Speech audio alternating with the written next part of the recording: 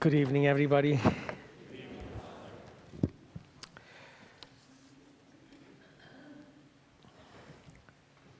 What are you good at? I mean, what is it that you really love doing or being, and you're good at it?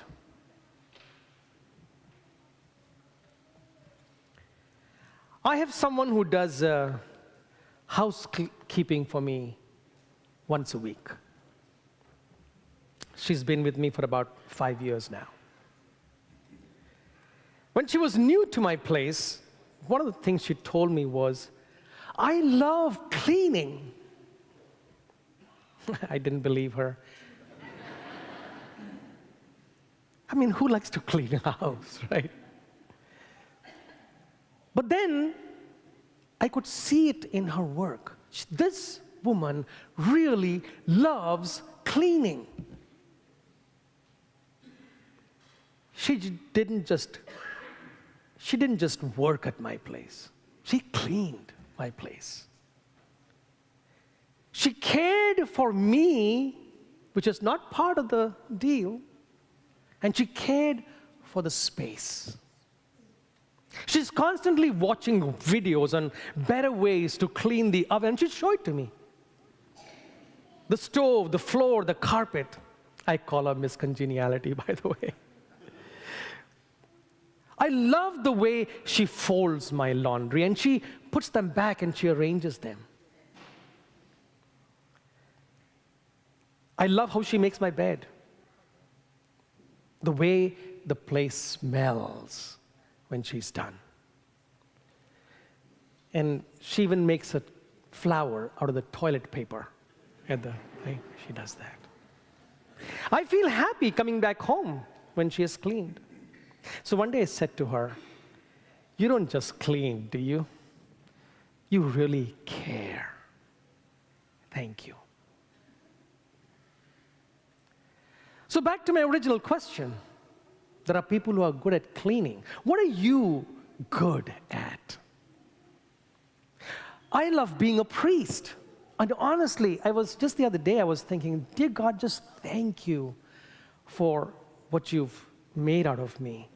And I'm good at teaching. I love my priesthood, but I'm good at teaching. I can talk to children and adults about the same thing and convey the message equally well. And this leads to my next question. Are we good at being Christian? It is our baptism that makes us Christian. Are we good at it? So my 3 points, keeping this being good at being Christian theme kind of I want to focus on the baptism of Jesus, and I want to talk about our baptism. So here's my first point. It all begins with the baptism of Jesus. Jesus' baptism confirmed 3 things for him: his identity, his call, his mission. You see, he was already son. Yet the voice from the cloud said, "This is my beloved son." And from his identity flowed his calling and his mission. Isaiah's prophecy in today's first reading reveals that mission. He will bring forth justice to the nations. Isaiah continues, I formed you and set you as a covenant of the people, a light for the nations, to open the eyes of the blind, to bring out prisoners from confinement, and from the dungeon those who live in darkness. Now we know from the Gospels that Jesus lived up to his identity, his call, and his mission. You see, he was good at being son. He was good at answering his call. He was good at his mission. And he did become a light for the nations. He opened the eyes of the blind. He set the prisoners free. He gave hope to those who lived in darkness. He healed, He reconciled, He gave hope, He brought comfort, He brought life. He broke down walls, reconciled peoples, raised up the poor, and made God accessible to all, especially the most abandoned. By His work, we know that He was good at what He was called. He loved being who He was. He loved answering His call. He loved doing what He did. And He loved it so much that He gave His life for it.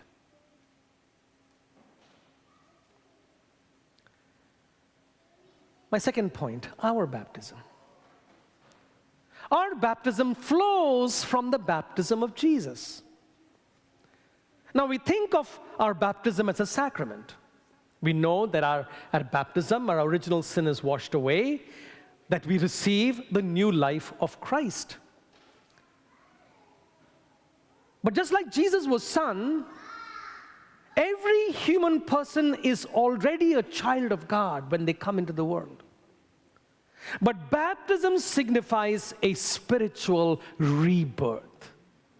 It unites us with Christ. It gives us a new identity by conferring a spirit of adoption. By our divine creation, we are already created God's children, just as Jesus was already Son. But at baptism, we receive a renewed adoption as sons and daughters. But there's one thing that's even deeper. Our baptism is a participation in the baptism of Jesus. This is integrally connected. This has implications. The identity of Jesus is our identity. The call of Jesus is our call. Jesus' mission becomes our mission. Now, as I say that, I want to approach this with some humility and realism. You see, none of us are called to save the world like Jesus. Don't try to do it. None of us are called to be Jesus. Here's what we are called to. What we are called to is to be good at being sons and daughters of God. We have to be good at being Christian. We have to be good at our baptismal call. We have to be good at the mission that is entrusted to us. And in our humble yet sure way, this is what it means, that like Jesus, first of all, that we love God with the deepest part of our being. Listen, that's where it's all got to begin.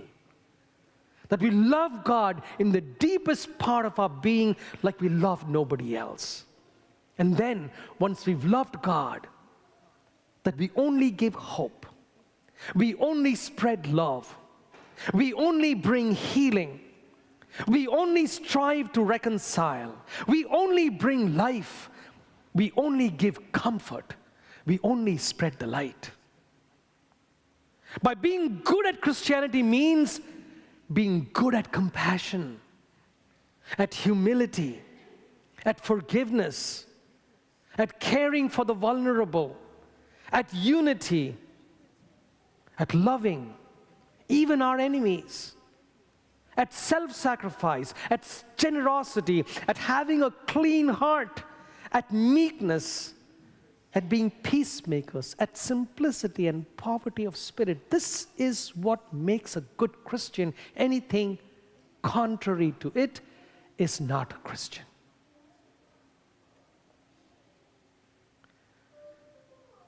So here's my third point. Twice in today's readings, we hear the phrase, "with whom I'm well pleased."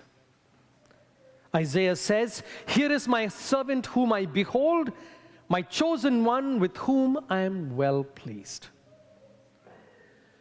When Jesus was baptized, a voice from heaven said, "This is my beloved Son with whom I am well pleased." Folks, in one sense, our baptismal call and our mission is to please God. After all, it is God who's created us, who gives us our identity, who calls us and makes us sharers in God's mission. It would be such a great honor that at the end of our lives, when we stand face to face with God, God would say to us, "This is my beloved son. This is my beloved daughter, with whom I'm well pleased." You see, at the end of our lives, we want God to say that to us. Let our lives be lived in a way that this is how the story of our life on earth ends. May we live it that way. The way to make this happen is to be good at our Christian identity, our Christian call, our Christian mission. So today we bring our God-given identity, our God-given call, our God-given mission to this altar. And just as bread and wine become the body and blood of Christ, may our lives be pleasing to God. People of God said,